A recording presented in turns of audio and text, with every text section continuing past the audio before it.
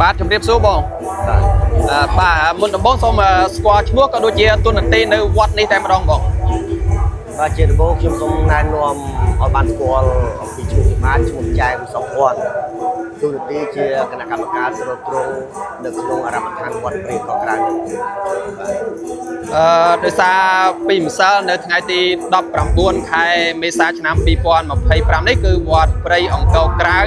ដែលស្ថិតនៅឃុំដូនតៃស្រុកពញាក្រែកខេត្តត្បូងឃ្មុំគឺបង្កើតព្រឹត្តិការណ៍ចាក់បាញ់ឆៅ3000បន្ទះគឺទទួលបានប្រជាប្រិយភាពក៏ដូចជាការគាំទ្រពីសំណាក់ដឹកនាំខេត្តត្បូងឃ្មុំក៏ដូចជាប្រជាពលរដ្ឋច្រើនកកកមែនតើខ្ញុំចង់ដឹងថាក្នុងបង្កើតព្រឹត្តិការណ៍ចាក់បាញ់ឆៅ3000បន្ទះហ្នឹងរហូតទៅដល់រាប់ម៉ឺនបន្ទះឯណោះចំពោះប្រាក់ឧបត្ថម្ភក្នុងការរៀបចំព្រឹត្តិការណ៍ចាក់បាញ់ឆៅនេះគឺបានប្រាក់ឧបត្ថម្ភមកពីខាងណាខ្លះដែរបងបាទជាដំបូងខ្ញុំសូមអរគុណយ៉ាងជ្រាលជ្រៅដល់អាណ័យកម្មការមែនតើការចូលរួមឧបត្ថម្ភនៅព្រឹត្តិការណ៍ចាក់បាញ់ឆៅនេះក្រងឡើយគឺយើងបានជំនុំគ្នាជាលក្ខណៈបែបគណៈកម្មការនិងប្រសង់នៅក្នុងអារម្មណ៍ឋានវត្តកោះក្រៅជាមួយពុទ្ធបរិស័ទជាមួយជាវត្តទេប៉ុន្តែព្រឹត្តិការណ៍នេះបង្ហាញឲ្យឃើញថាជាវប្បធម៌មួយធ្វើឲ្យរក្សាប្រពៃណីបុរាណខ្មែរក៏មានវត្តមានដ៏ខ្ពង់ខ្ពស់អំពីសំណាក់ឯកឧត្តមប៉ែនកុសលអភិបាលនៃគណៈបបាលខេត្តត្បូងឃ្មុំក៏ដូចជាលោកអភិបាលរងលោកប្រធានមន្ត្រីអង្គភាពជុំវិញមន្ត្រីខេត្តលោកលីសភីលៀនអភិបាលនៃគណៈបបាលស្រុកពញាក្រែកលោកបានចូលរួមឧបត្ថម្ភថវិកា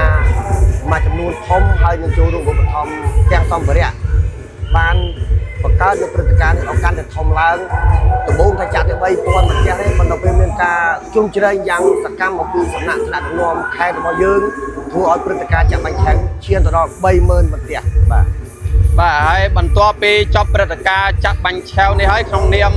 បងជាគណៈកម្មការរៀបចំព្រឹត្តិការណ៍ចាក់បាញ់ឆៅនេះមានអារម្មណ៍យ៉ាងដូចម្តេចដែរខ្ញុំក្នុងនាមខ្ញុំគណៈកម្មការរៀបចំព្រឹត្តិការណ៍របស់ចាក់បាញ់ឆៅនេះខ្ញុំមានសេចក្តីសោមនស្សរីករាយមែនទែនហើយ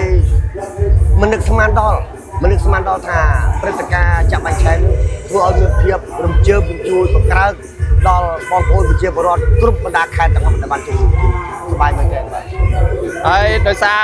ព្រឹត្តិការណ៍ចាក់បាញ់ឆៅនេះគឺក្នុងខេត្តត្បូងឃ្មុំយើងអាចនិយាយបានថាជាលើកទី1ហើយក៏បានប្រារព្ធនៅវត្តព្រៃអង្គរក្រៅយើងដែរហើយលើកទី1គឺយើងបានជោគជ័យហើយចំពោះនៅឆ្នាំក្រោយយើងនៅតែបន្តព្រឹត្តិការណ៍នេះទៀតបន្តឬយ៉ាងណាដែរខ្ញុំនឹងរៀបចំបន្តនៅព្រឹត្តិការណ៍បន្ថែមពីលើនេះទៀតដើម្បីជាការទាក់ទាញក៏ដូចជាការថែរក្សាបែបវប្បធម៌ប្រពៃណីខ្មែរភ្ជាប់ទៅនឹងព្រឹត្តិការណ៍ចាក់បាញ់ឆៅនឹងមានផ្សេងបន្តទៀតដើម្បីឲ្យកាន់តែកក្រើហើយចំពោះនៅឆ្នាំក្រោយបើយើងប្ររពទៀតគឺយើងអាចប្រកាសមុនឲ្យបានជូនដំណឹងដល់បងប្អូនប្រជាពលរដ្ឋយើងឲ្យបានយូរមុនទេឬយ៉ាងណាដែរបាទឆ្នាំក្រោយខ្ញុំនឹងជូនដំណឹងទុកជាមុនរយៈពេលយូរដើម្បីត្រៀមខ្លួនរៀបចំផងព្រោះថា